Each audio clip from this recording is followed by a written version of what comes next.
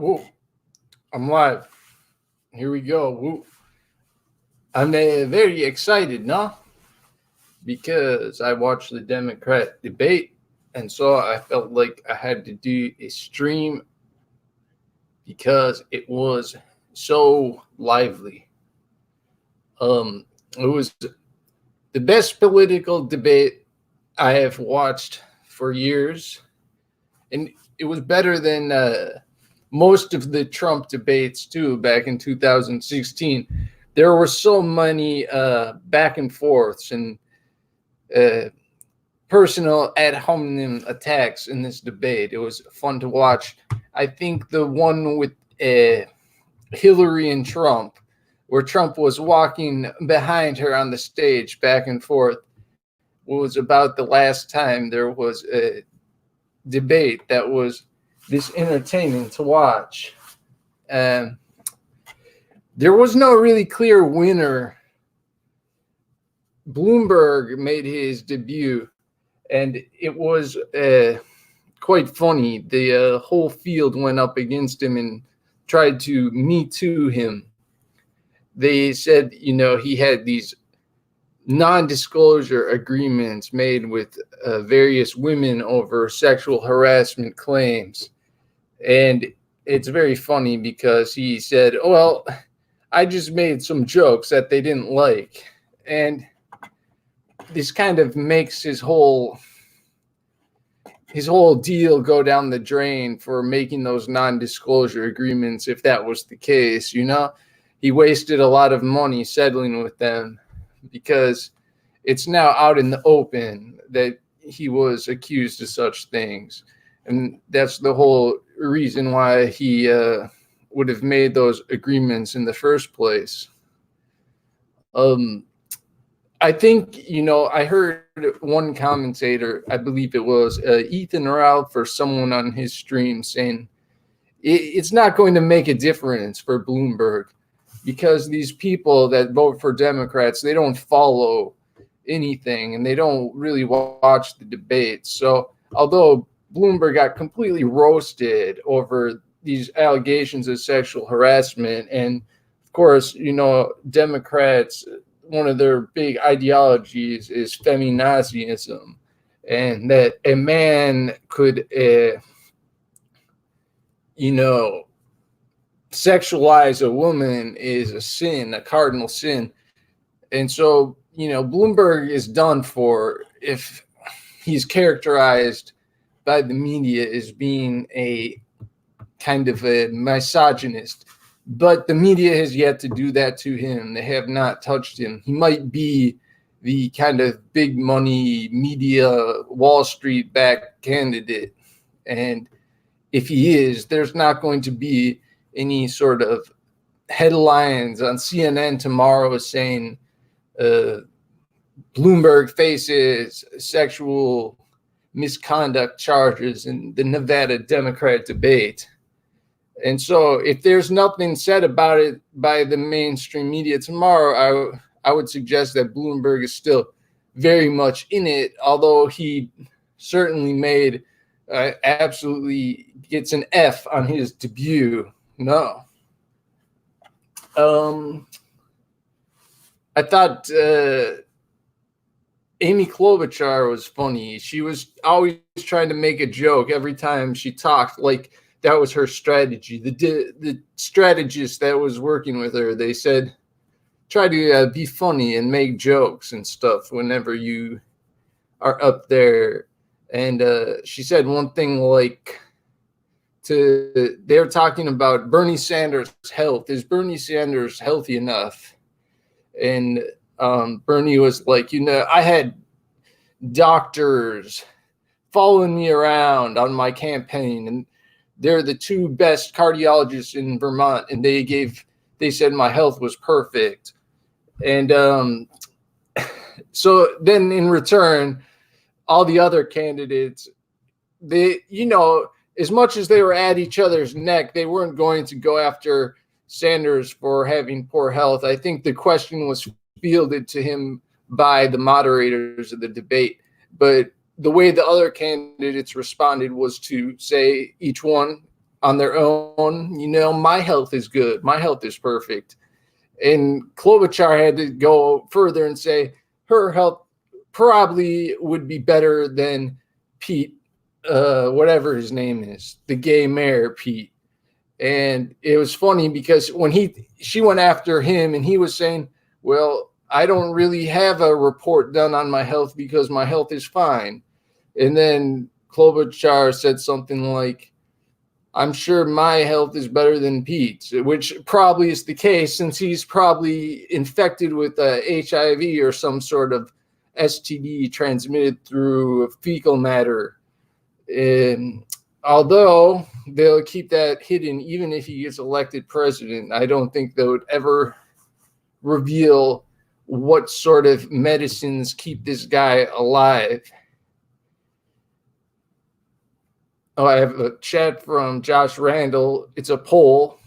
You can say, answer 1, am I Jesus? Or 2, am I Jim Morrison? Well, considering Jim Morrison died when he was 27 and he had a lot of girlfriends and was a rock star, I think I'm closer to Jesus, being more, more of a rock star, all in my own realm of things, right? In my own spirit, I'm a rock star, but I'm not widely popular. I don't think Jesus was popular in his time as well. Maybe he was. That's one thing I don't understand about Jesus was, like, he produced, a big crowd and gave a good preaching to him. But then at the end of the day, when the judges came for him and he was condemned to death, there was no one beside him. I don't know. How does this work? I guess it's just human nature that people, they'll flock to what is good when there's nothing in between them and the good thing. But if there's, a roadblock, no one's going, people would rather go with the, what's easy and what's wicked than what's hard and what's good.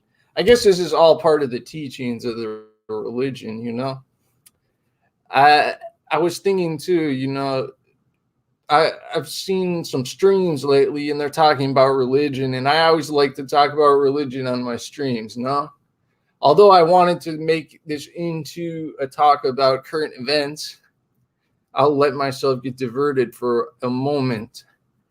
There's this streamer,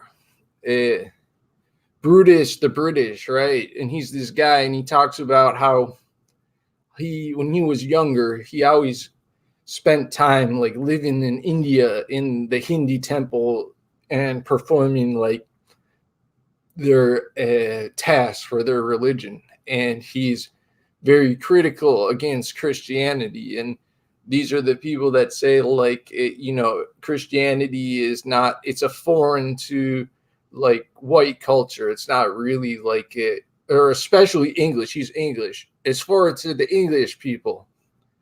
And, I think this is a very shallow analysis of the whole thing. And I mean, someone talked to him on his show, on his YouTube stream, and they come to him and they say something like, you have interesting debates about religion here because, you have these people talking about Hinduism and paganism and saying that Christianity is not really even a real religion and these kind of things.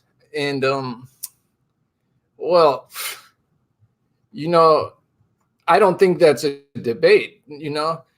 Whenever I watch this guy's stream, I kind of like it because he talks about various things. He talks about various current events and politics all the time. It's a very good stream. I'm not telling people to not listen to this guy. I'm recommending his channel, Brutus the British, but at the same time, in his religious discussions, he will shut down anyone who opposes him. And I'm totally banned from making any comment on that stream, and he'll delete my comments there too if he sees me, because I always question his little theory, like it's this whole like thing about, these people, they say like Hinduism is like the true white religion or something, and it's just completely boggles my mind, because I look at the Indian people and they're beautiful people. I'm not trying to be a racist here or anything,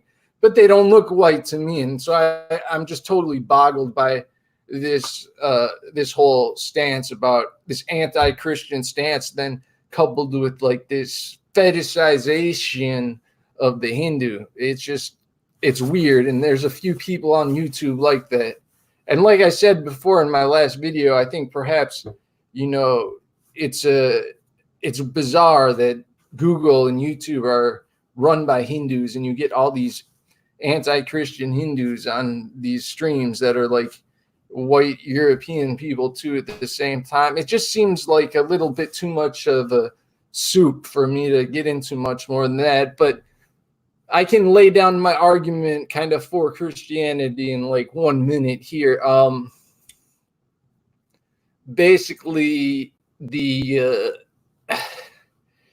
there's like ancient Britons. They're like they invented everything that we know is what makes us human. They invented it, and this was a long time ago. This was like 10,000 years ago or something, and the ancients called them like Hyperboreans and these type of things. You can read the ancient Greeks wrote about them, and they came out from England where they were making these giant stone circles and this kind of thing, and they went down to Egypt and they built the pyramids, the prophets of religion to themselves very well could have been from the British Isles.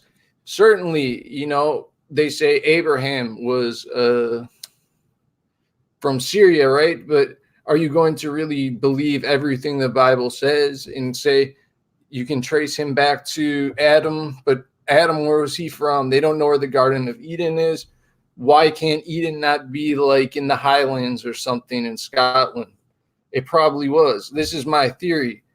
And so I'm saying that the original humans as we know it, although, there's evolution, but the advanced people that were like, the forefathers of things like religion and reading and writing all came from Hyperborea, which was the British Isles. And so there is like also a return too, when you have the scattering of the 12 tribe or the 10 tribes in Israel, when they were defeated by the Babylonians in like the year 600. The tribes, I think they were dispersed before the Babylonians defeated them. They were dispersed. They were down to 2 tribes when the Babylonians came, I believe. It was just the Benjamins and the Judeans or something at that point.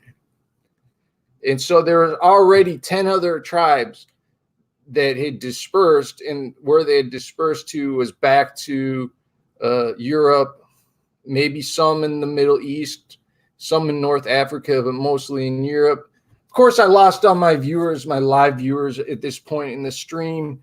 No one likes to hear about this kind of thing, like real history that is totally, this isn't anything I just came up with. Like, these are things that the Englishmen were writing about like 300, 400 years ago. They knew all these things. It was kind of like a common knowledge thing. And now today, people totally ignore the true history, the real history, and they say like, oh, Christianity was fake or something. And I'm not saying it's 100% real. No, I'm not saying believe everything that someone says they're religious tells you. Don't do that. That's the last thing you want to do. I wouldn't trust any religious people. I'm just saying that to make the argument that there's a historic sort of falseness to it is just made up. I mean, if anything, it is historically important, right? So anyway, I'll get back to talking about the current events. I put in this cool ticker beneath my stream here. and it has current events. Long time no see. Thanks for watching. I'm back. I haven't felt like doing any live streaming, but I just watched this debate tonight, and it was like pretty funny, all the back and forth. When Bloomberg was being accused of sexual harassment, he said something funny. Like they said, well, why don't you give up the details of these cases that were brought against you and settled? And he said, well, how do you know that these were even settlements made with women? They could have been men. Like, that was in the heat of all the back and forth. And it's kind of funny because, like, he actually thinks by saying that he's like going to ingratiate the Democrats, because he's saying like, well, maybe he was sexually harassing men, so he should get some like bonus points for being open-minded or something. I don't know.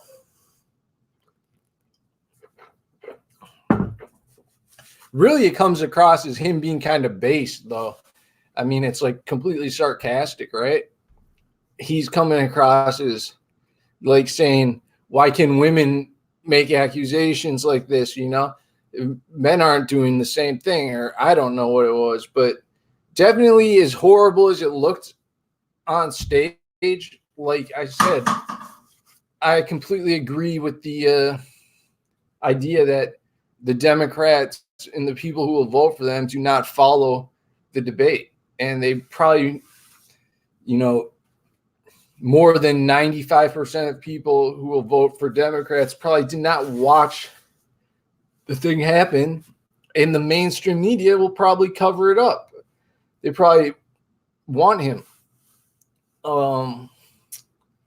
It's interesting too, because it's like, if it does come down to being Trump versus Bloomberg, it's like,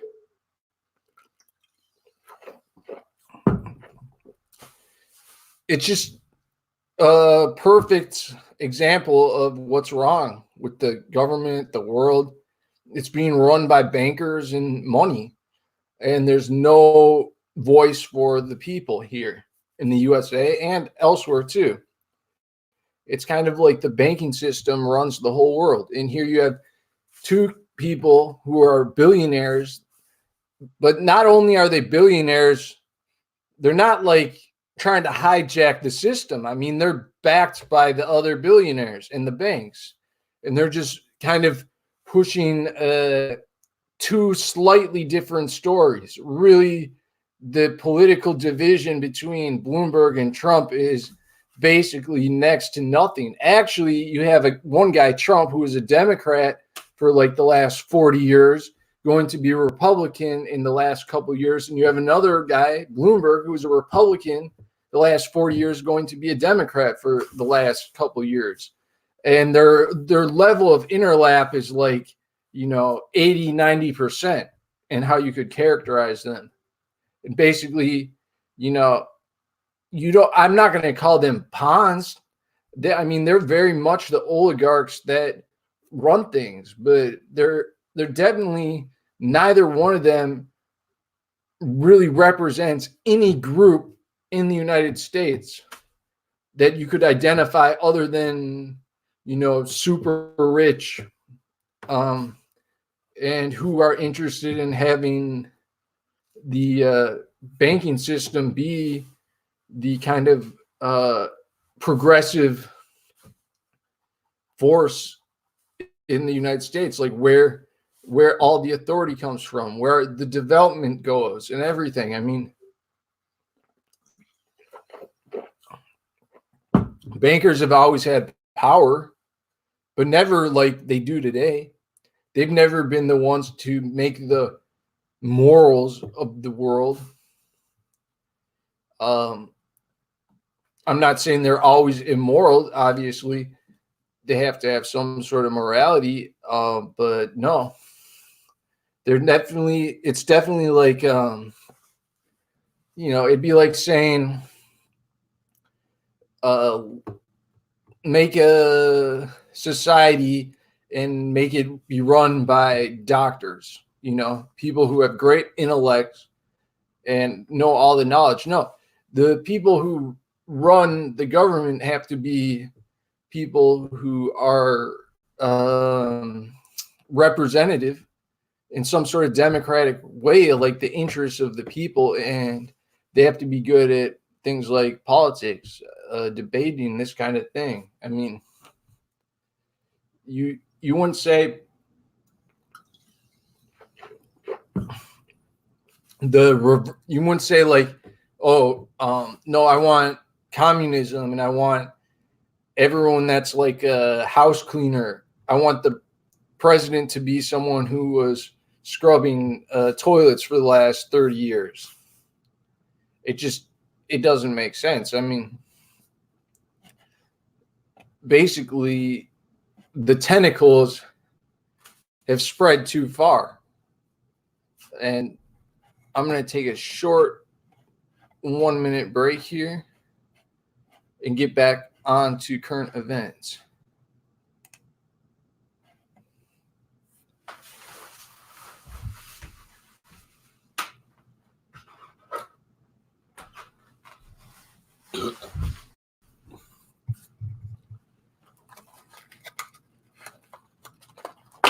I don't have any sound clips or highlights from the Dem debate.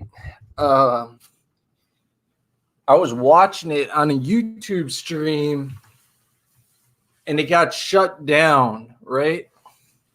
Like the stream got thrown off because they were rebroadcasting from NBC or something, and they had the little logo in there. Really, you could probably restream the debate without a copyright violation if you were just playing the audio. But then I don't think you'll get as many viewers, right? People want to watch the video.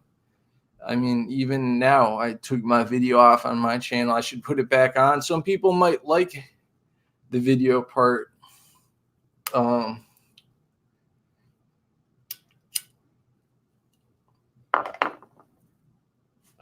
So I want to talk about the coronavirus and what that is, what's going on with it. I made some other videos a few weeks ago when it was first breaking out and spreading, and I made some horrible predictions. And I said, oh, well, I was a little bit off. I was a little bit wrong. But sadly, the thing is still getting worse, although it didn't hit, it didn't hit to be as bad as I said it was looking to be. It's still a problem, and we haven't seen the end of it, right? And the effect too of this could just be huge. I mean, it could be like China shut down completely, and they're going to start building like factories and stuff in India to replace the ones that were in China, and it could just be a huge economic devastation in China, right? A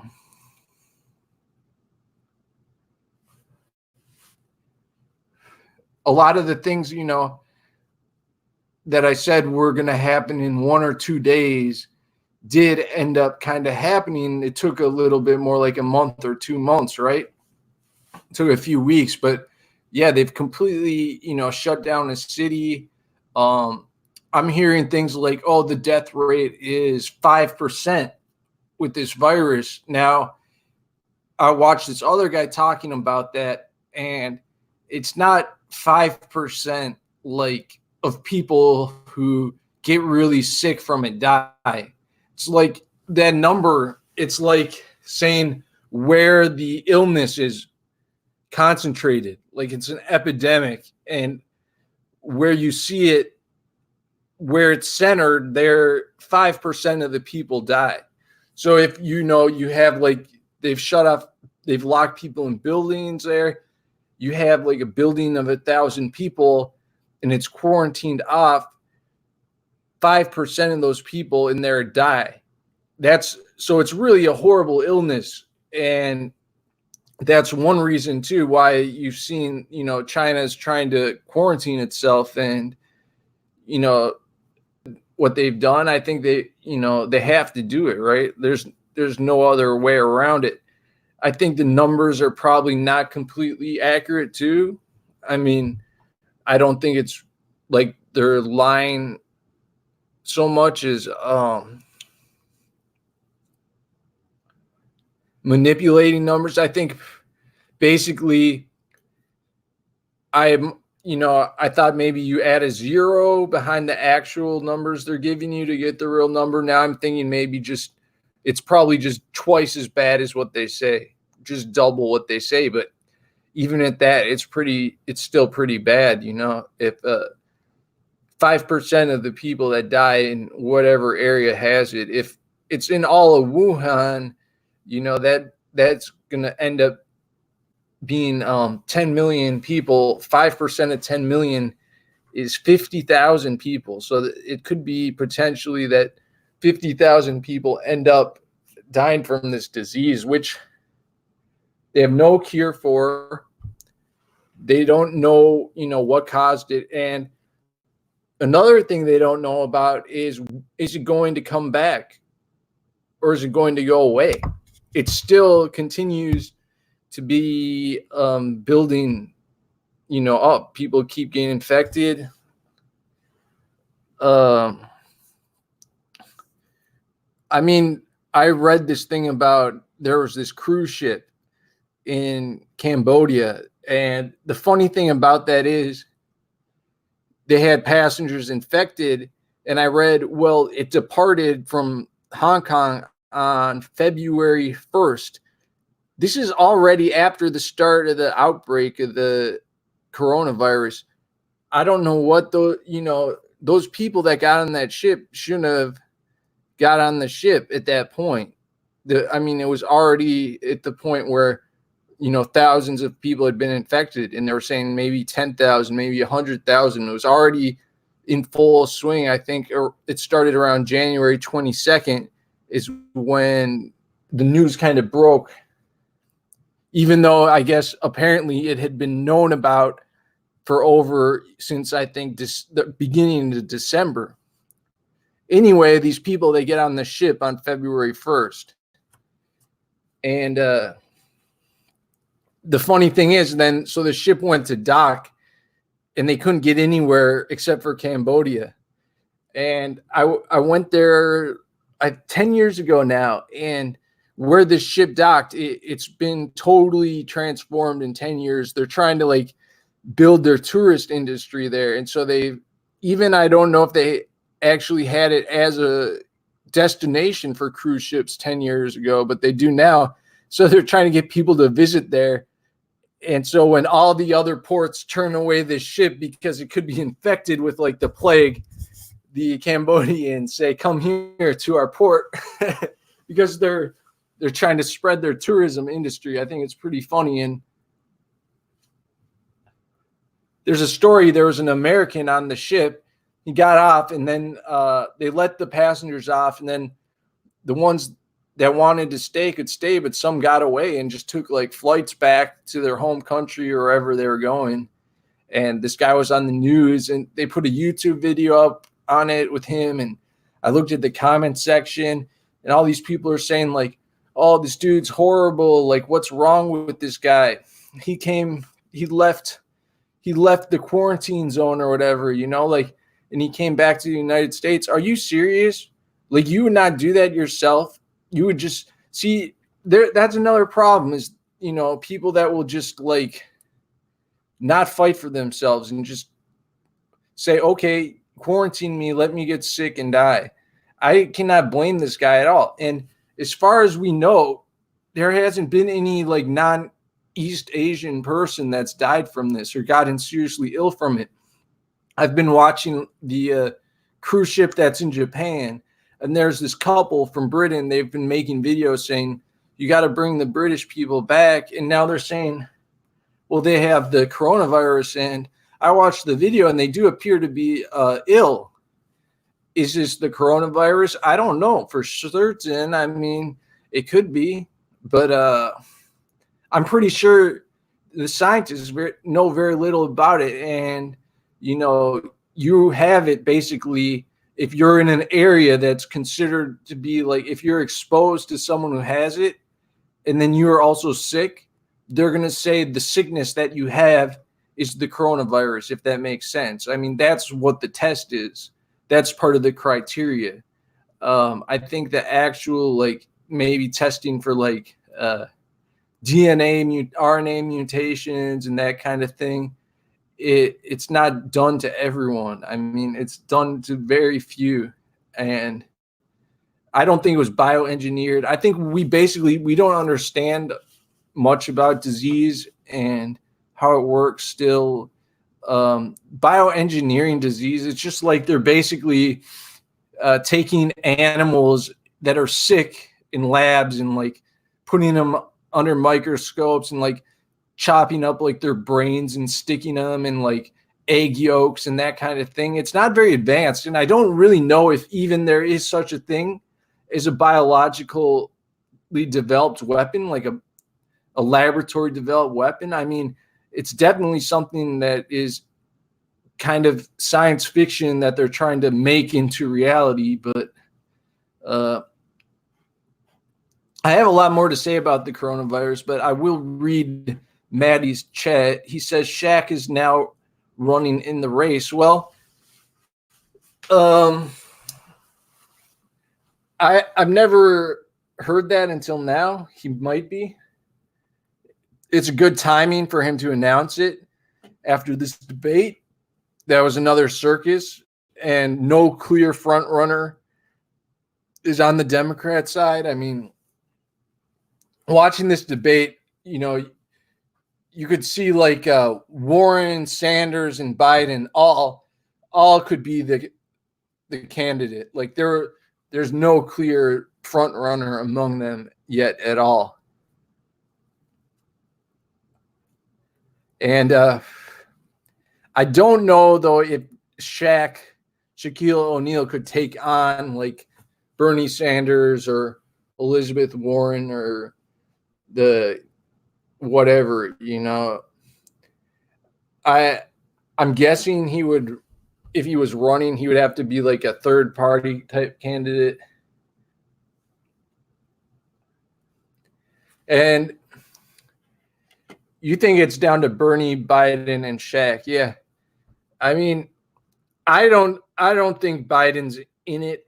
I think Biden's pretty much done for. Bernie's still in it because of the public. They kind of get behind him. But Bloomberg, I think, is surpassing Biden as far as like the Democrat favorite, maybe from the higher ups, party officials, kind of. Bernie certainly could be too. I mean, really though, the thing is, Shaq is in it still as much as anyone is in it. I won't discount him completely since it's not even a close race between like 2 or 3 of them yet, because I forgot to mention that Gay Pete, or whatever his name is, Pete Buttigieg, and he's still in it too, right? And the only one that's really out of it probably is Klobuchar, even though she didn't really do that bad in the debate. She just, you know, her poll numbers probably aren't as high as the other ones, and the field's too big, and she'll be the next one out. That's just the way the cookie crumbles. You know, I'm from Minnesota. I know I had a teacher when I was in high school that was Klobuchar, I think Amy Klobuchar's cousin. And he talked about her like he was very proud of his cousin is, you know, an up and coming politician. And I believe he even said back then, I mean, this is like 15 years ago, that she did have, you know, designs to try to become president someday. And it's amazing she's got as far as she has.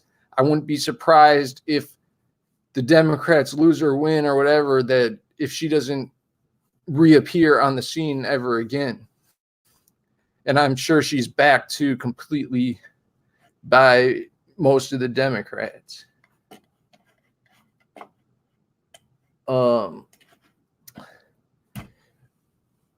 Some news from Germany.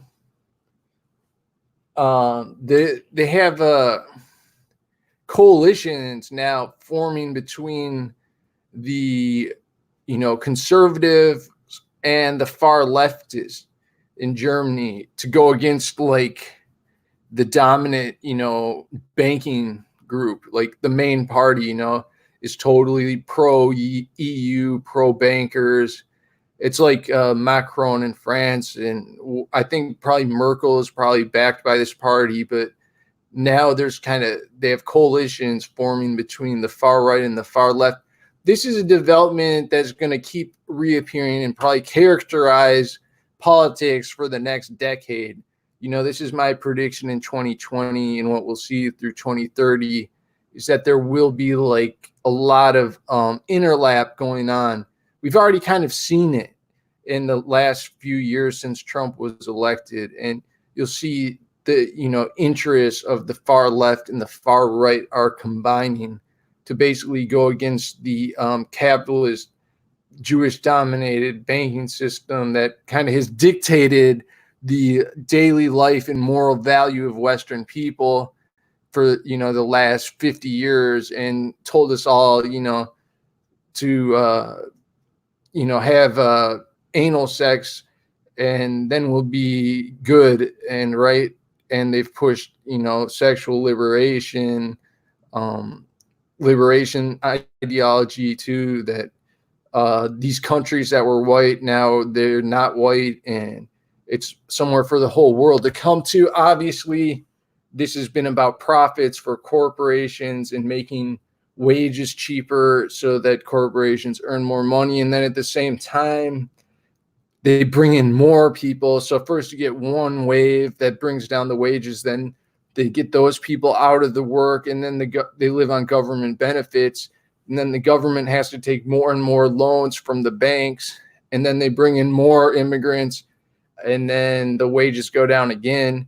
And then these people, they can't survive, and so they need government benefits. Then the banks give the government loans, and they bring in more immigrants. And basically now when you get to the point where white people are now a minority in their countries, where they were a majority for hundreds, if not thousands of years, this system is hard to maintain, like it kind of worked. This whole like libertarian free market thing really worked for a while when you had a group of people who were under it that kind of like believed in personal responsibility and that kind of thing.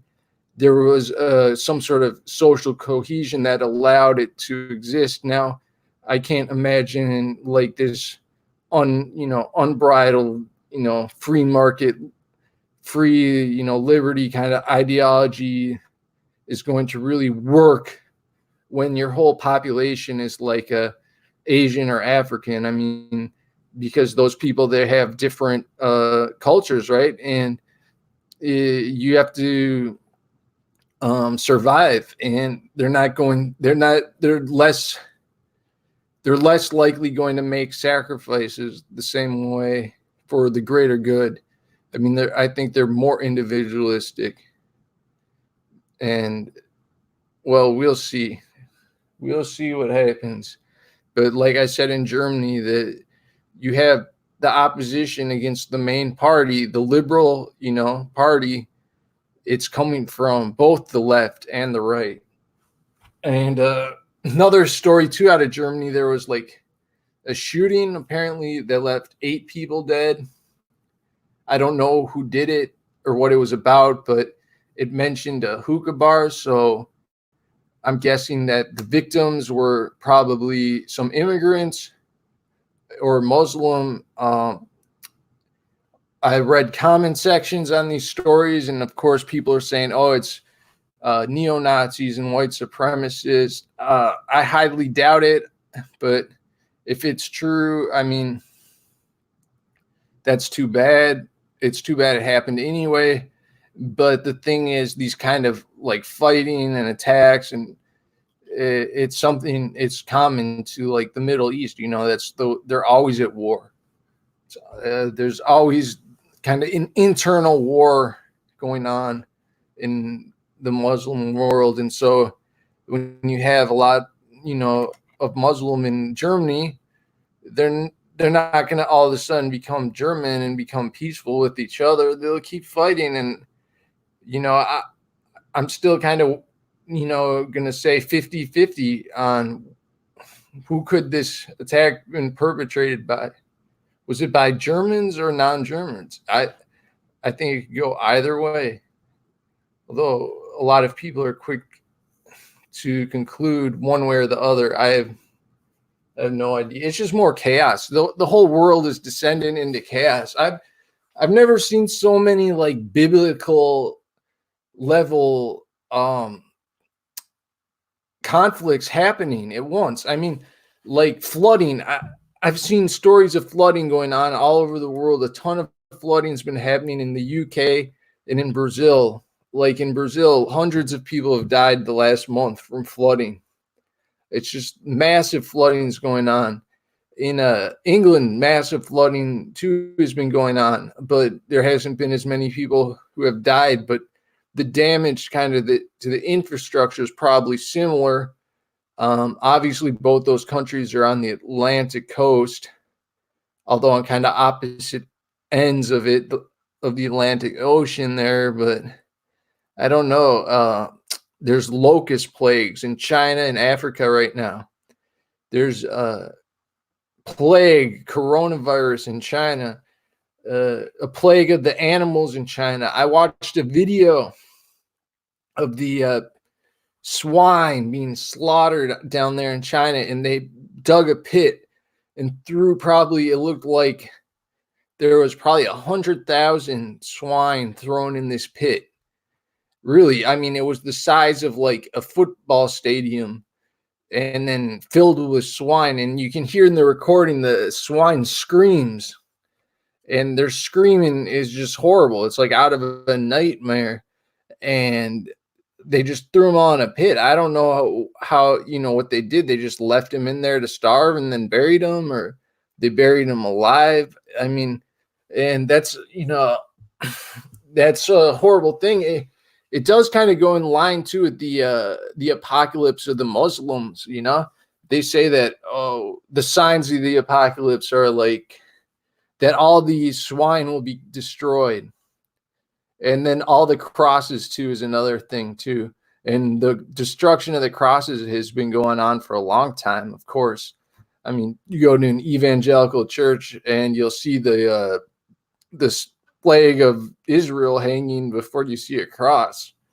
But of course, there's still swine in the world. There's still crosses. It's not like they've all been destroyed. But still, plagues of locusts, plagues of disease, flooding. I guess we've seen some pretty big volcanic eruptions too, right? In the Pacific Ocean. I mean, there's been some big ones this year. I think more than one where there were a lot of people that were killed, and they're on video, and there's I think been 2 or 3 big ones already in the last 2 months or so. So far, 2020 is really shaping up to be what we thought the year 2000 was going to be, I think.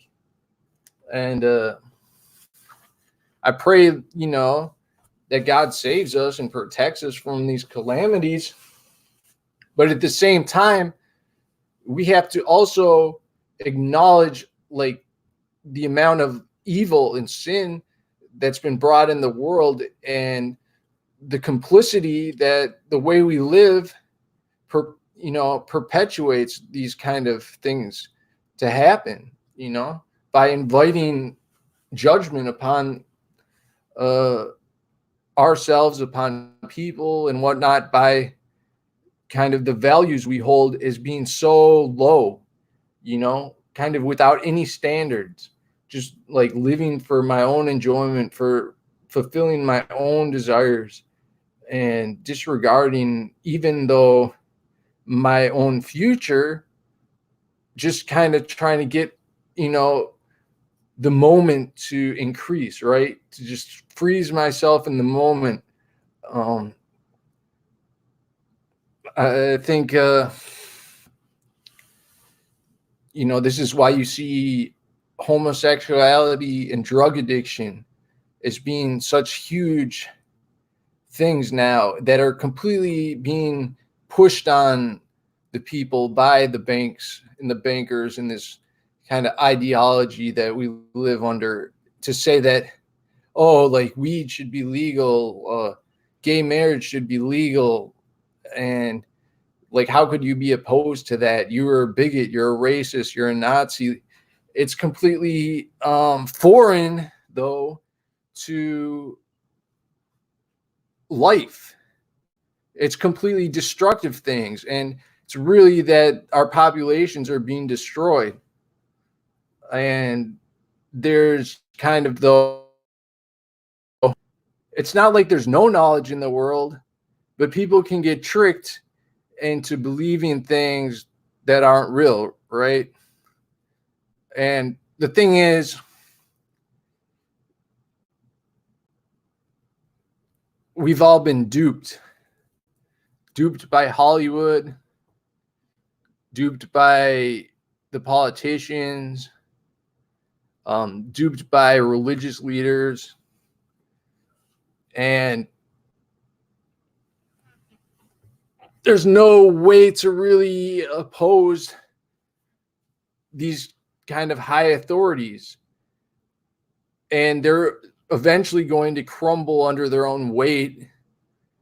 The whole reason why like America was such a powerful country in the first place was because of the elite, because of the leadership of this country being very educated, very moral, very upright. No longer do we have that today.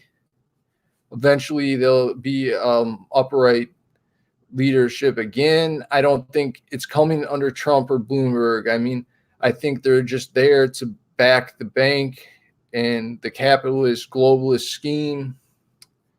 I don't think we're going to get overcome by like another type of thing like Russian or Chinese communism, statism, whatever you want to call it. I don't think there's going to be like a Islamic takeover necessarily of Europe and the West, but definitely the dominant system, although those systems are opposed to it, the Russo-Chinese geopolitical thing and the Islamist thing all kind of count the West as, an enemy and stuff.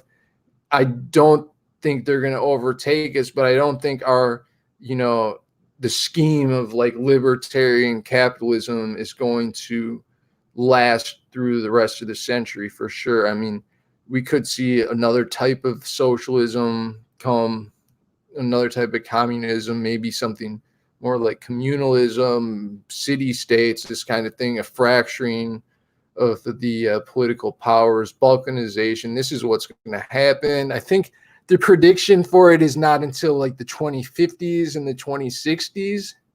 So it's a long way to go, and it's a big transformation. And what do you do today with, politics? Do you go out, you vote for Bernie Sanders because you like how he's opposed to the mainstream?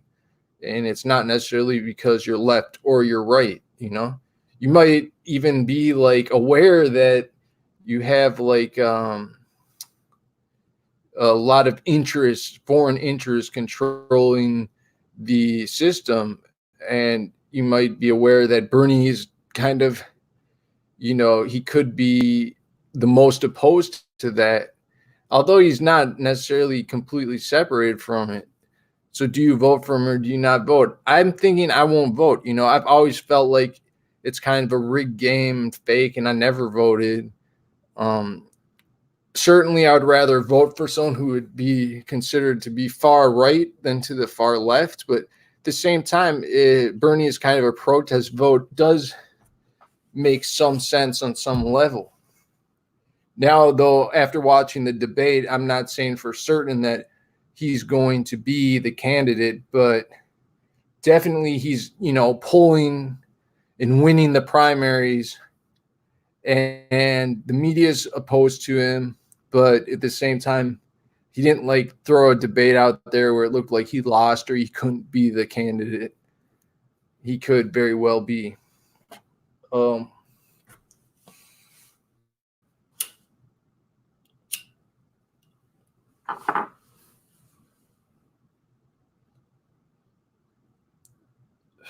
I have been watching or listening to talk radio on YouTube. It's a good station. I thought it was, but I was listening to this guy, Mike Graham, and then I realized, like, it was funny because they had this thing where they were trolling him, and they shut down his chat and his comment section and his likes and dislikes on YouTube because of all the comments he got about demographic replacement. Like, what's this demographic replacement? It was kind of a broken record, but it shut down his comments in his live chat. It's kind of funny. I liked the show, but then, they started their thing, broadcasting him on YouTube as he does his radio show. I'm sure that, he got in trouble for just even answering to these comments and to these callers too. Some people called in and, made similar comments, and I'm sure he got in trouble just for doing that. I mean, I was thinking today, like, well, what's going to happen? They're going to lose their advertisers and their income. I'm guessing the advertisers don't even care, but I'm thinking like the banks run everything, and that they would even like find the advertisers and like start denying them loans and that kind of thing based on their association with a talk radio station. It's pretty ridiculous, the level of control that the kind of the banker managers are putting on the society. I mean, clearly they're more powerful than any government or any military or any intellectual movement right now. And it hasn't been forever. I don't even think it was this way when I was younger. I think it's probably only been since around the 90s with the Silicon Valley thing. I mean, I think that started it. I think that was probably completely artificial, the way they valued the technology. Because, I mean, here I am today, right? And I am using this technology to its full effect, but it's not really producing anything. Definitely not producing any wealth. I might be making a few people discontent. They feel like they have to listen to me and they don't want to. You don't have to. If you have listened, thank you. If you're enjoying it, I hope I can continue to develop my ideas and say something relevant about news and politics in the future for you. But listening to the UK radio show is just like giving me some, perspective on things too. In the UK, it's totally bizarre, because these are like mainstream people. And I even seen it. I shouldn't say I seen it, because that's the way that like Hicks in Iowa talk or something, right? I saw the parliament and they have politicians talking about like, we need to make programs to help white people. And they talk about this on the radio. They say white people in Britain need to have a voice and that kind of thing. And at the same time, they're afraid to be racist. They say like, oh, racism's a crime. You can't be racist. But if you're talking about white people in some sort of positive way, it's not racist. Now, our culture in the U.S., I mean, Hollywood and stuff, we've completely been brainwashed. If you use the phrase white and people next to each other, I mean, that's considered to be like a horrible, derogatory thing, I would think. I've never heard, maybe it's just something going on British talk radio, and it's not really a cultural thing, but I've never heard any white person say white people in a conversation or talk to anyone and been talking about like white people. Like that would be considered to be complete racism, I think, in our American culture, right? Maybe there's some areas where people do, I don't know. But it's bizarre to see in the UK that people do that. I think they do it in the South, in the American South. I mean, I don't think there's anything wrong with saying it. I think it's just in like these in the North and stuff, in these liberal cities in Hollywood where all our culture's produced, there's just this extreme like fixation and stuff over like making, you know, white people look like animals and stupid. And if you spoke anything like about them, it has to be negative. I'm sure, I guess you can get away with saying things. Yeah, like people do say stuff like white people can't dance, white people can't jump, right? And it's always in relation to like what black people are good at too. So that's another part of our culture too, that we like really fetishize the black people and lift them up. I mean, even me, honestly, like I think about women and think like, oh wow, look at black women. Like, aren't they the sexiest women with their like big lips and big breasts? And you know, it's like ingrained in our minds. We've been mind washed by Hollywood to like believe these things.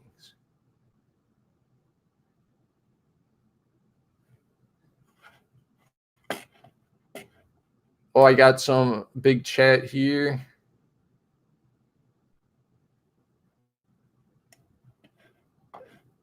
Something about paying loans or debt.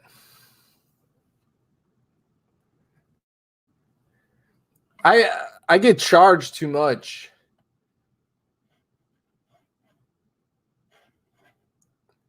Countries, the liberalism in these countries, the echoes. Okay, I guess I shouldn't read that comment, but you think it's the bankers and the capitalists that is trying to make the West anti-China. And yeah, certainly I was talking about earlier how there are global opposition forces to the I'm just calling them the, you know, the capitalist bankers kind of, right? But we know, you know, what group of people that is, of course. Certainly it's the dominant, you know, force of culture in Europe and America. But China and Russia, kind of their dominant culture is more state oriented. Um, Communism in China still, it's definitely, yeah, an oppositional thing. And definitely there's definitely cultural, a fakery to it. I mean, there's going to be differences in races and that kind of thing that are kind of going to supersede political ideologies and that kind of thing. But I mean, there's definitely a level too of like manufactured opposition kind of on the cultural level to a Chinese system. I don't know if communism would be a bad thing for like Europe or America. I'm not discrediting like the Chinese government, you know. And yeah, they want more access to China, right? Of course, they want access to the whole world. And you said, when did I become a white nationalist? I don't know if I'm truly a white nationalist, but I mean, I never really have been into like mainstream politics. And I read, you know, Karl Marx and Adolf Hitler and these kind of political thinkers ever since, you know, I was, you know, young, and I'm in my 30s now. And I've never agreed with the mainstream politics.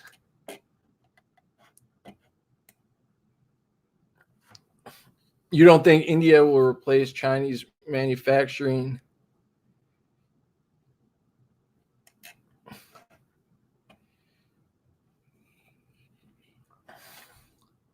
Well, I think a lot of it has to do though with currency manipulation, though, too.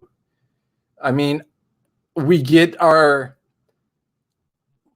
it's something like, the West pays less to get the production done in China, but it's not necessarily completely like balanced, like there's actually a big transfer, I think, of wealth going to China from the West right now.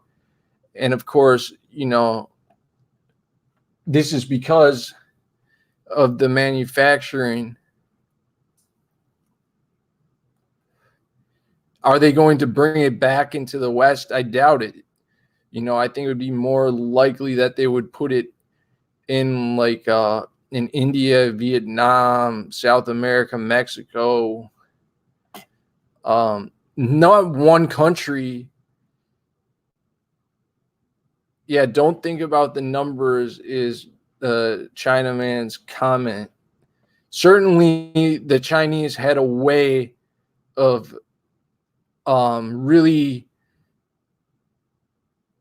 taking the best kind of out of the global economic scheme for the last, I would say, since the Cultural Revolution.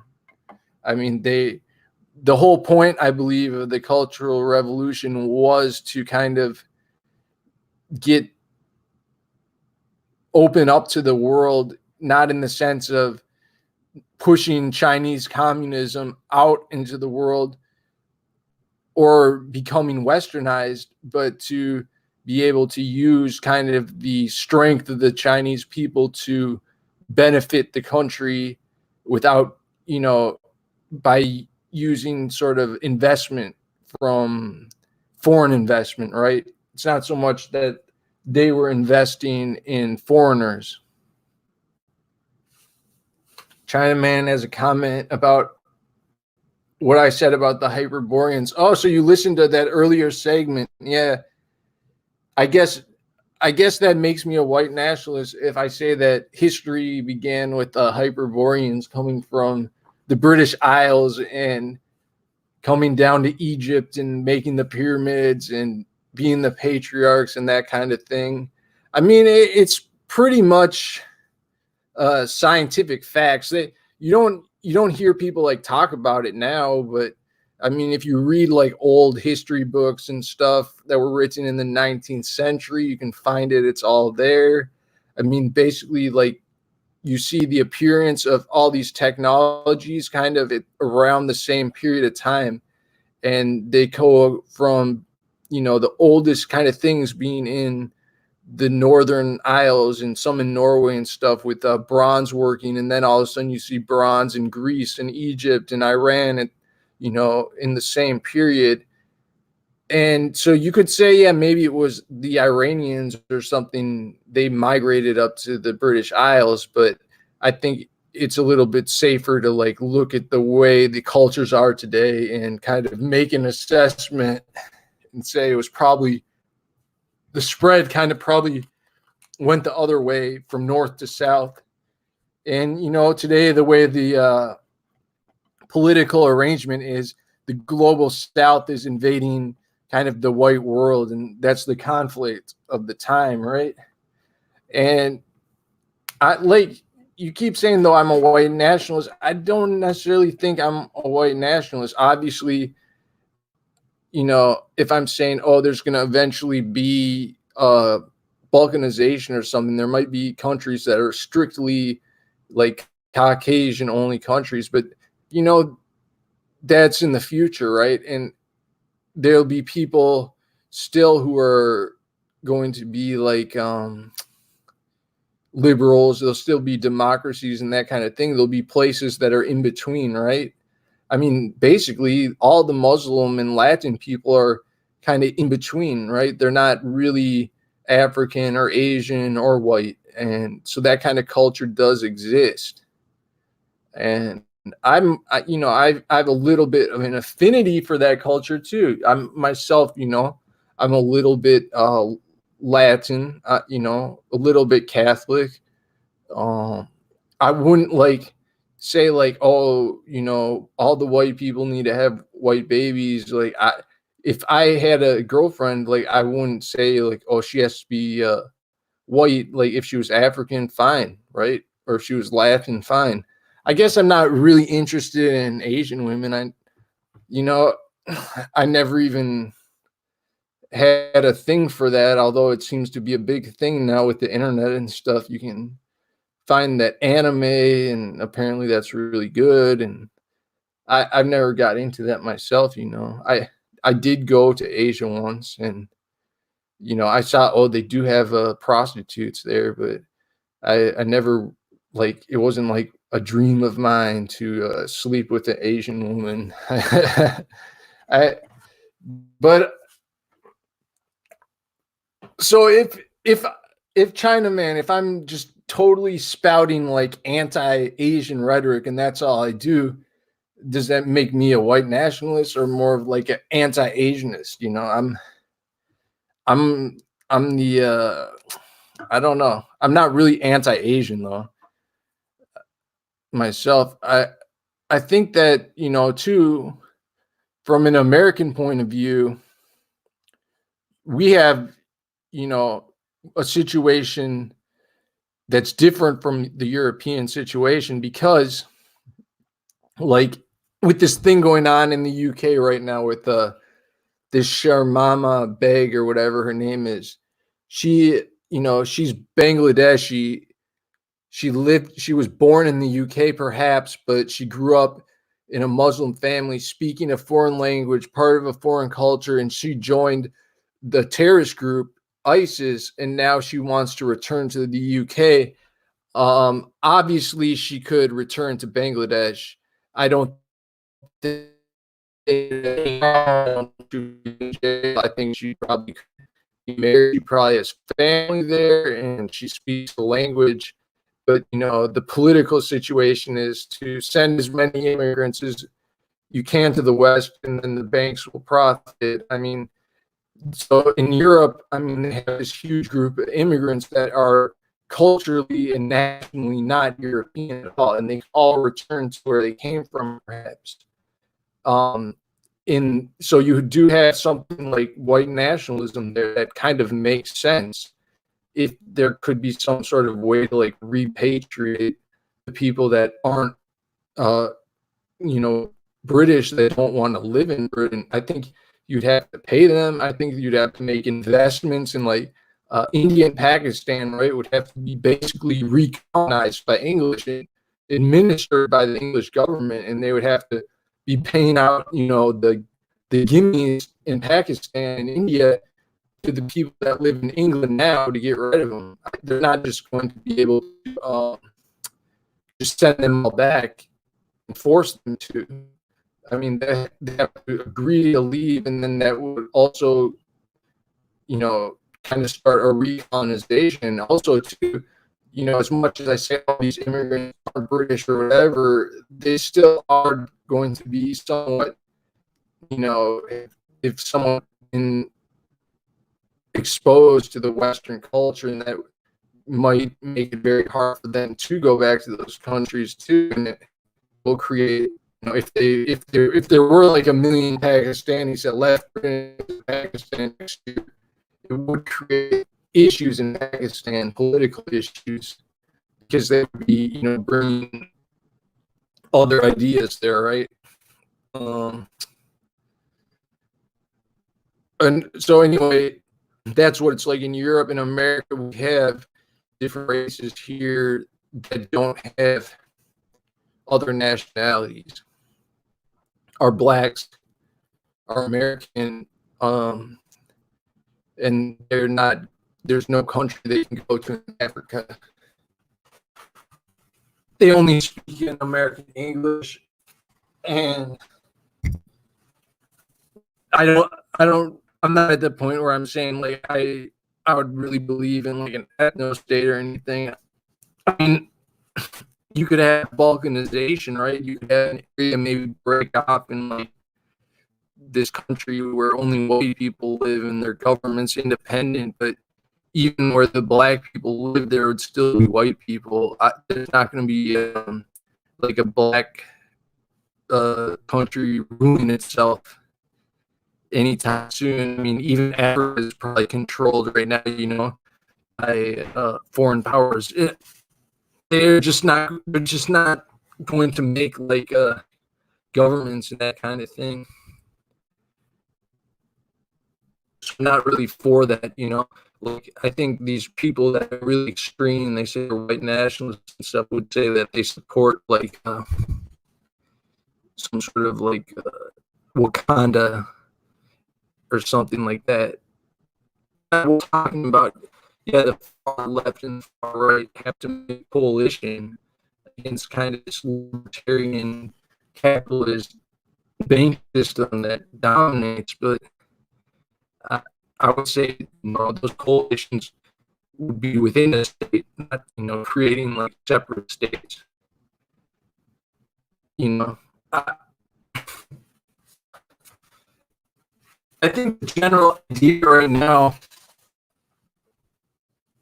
is that they want to make it into like they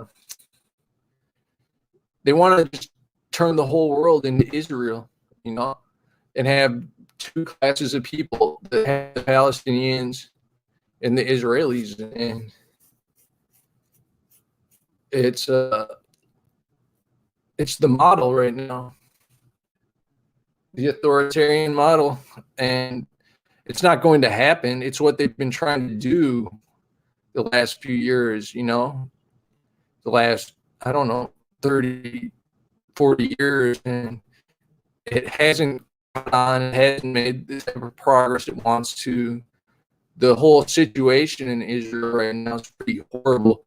And I don't want to, I'll get upset and I might talk about being like anti-Zionism or something, but I mean, the whole thing that happened with Iran a month ago is just basically, it just shows the weakness that Israel has.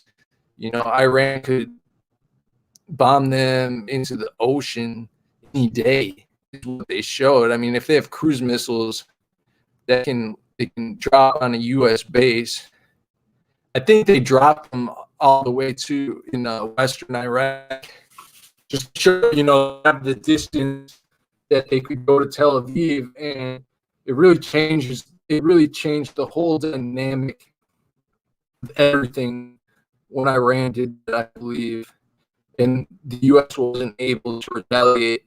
I mean, never has that happened. Has an American military base been like ICBM'd,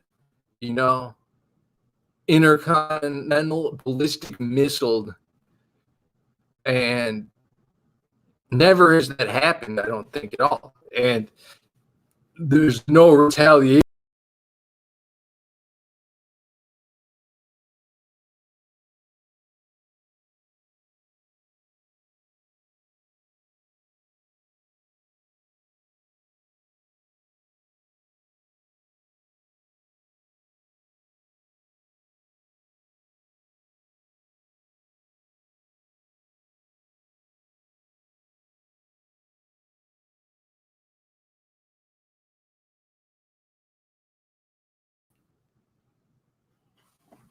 Oh, I lost my connection there.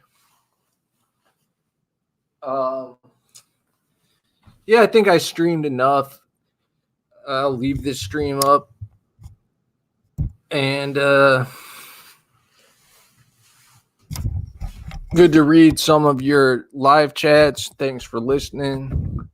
And I will see you next time. Adios.